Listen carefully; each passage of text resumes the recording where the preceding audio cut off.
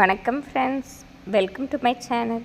இது நாம் பார்க்க இருப்பது, நம் வீட்டில் ஏதாவது புதிய பொருட்களோ விலை உயர்ந்த பொருட்கள், விலை உயர்ந்த ஃப்ரிட்ஜ், டிவி போன்ற சாதன பொருட்கள் வாங்கி வைத்தால் ஒரு சிலர் வீட்டில் அடிக்கடி அது பழுதாகிவிடும்.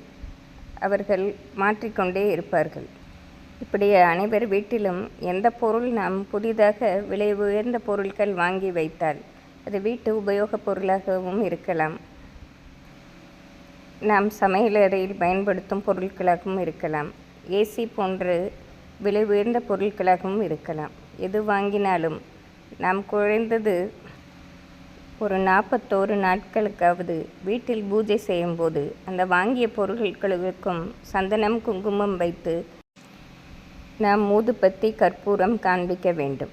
பொதுவாக சமையலறையில் உள்ள அடுப்பில் நாம் வெள்ளி, செவ்வாய் போன்ற நாட்களில் சந்தனம், குங்குமம் வைத்து வழிபடுவோம். இதேபோல் நாம் புதிதாக வாங்கிய பொருட்களையும் இதேபோல் ஒரு 41 நாட்களுக்காவது செய்தோம் என்றால் அந்த பொருட்கள் மிக விரைவில் பழுதாகுவது தவிர்க்கப்படும். இது திருஷ்டி காரணமாகவும் இருக்கலாம், ஏதாவது கிரகங்கள் குறைபாடினாலும் இருக்கலாம். நாம் தினசரி வேண்டுதல் வைக்கும்போது இப்படி வாங்கிய பொருள்களுக்கும் செய்து வந்தோம் என்றால் கண்டிப்பாக பொருட்கள் அடிக்கடி பழுதாகுவது தடுக்கப்படும். இன்றைய காலகட்டங்களில் எந்த பொருள் வாங்கினாலும் எவ்வளவு நாட்கள் அது நல்லபடியாக உழைக்கும் என்று சொல்ல முடியாது. நாம் மனதார தெய்வ வழிபாடு செய்து கொண்டு இவ்வாறு வேண்டி வந்தோம் என்றால் கண்டிப்பாக நம் பொருட்கள் பழுதாகாமல் இருப்பதோடு அது நீண்ட நாள்கள் உழைப்பதாக இருக்கும்.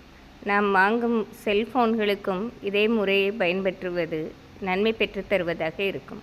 இது ஒரு எளிய பரிகாரம்தான். இதை செய்து பார்த்து நாம் நன்மை அடையலாம். நன்றி, வணக்கம்.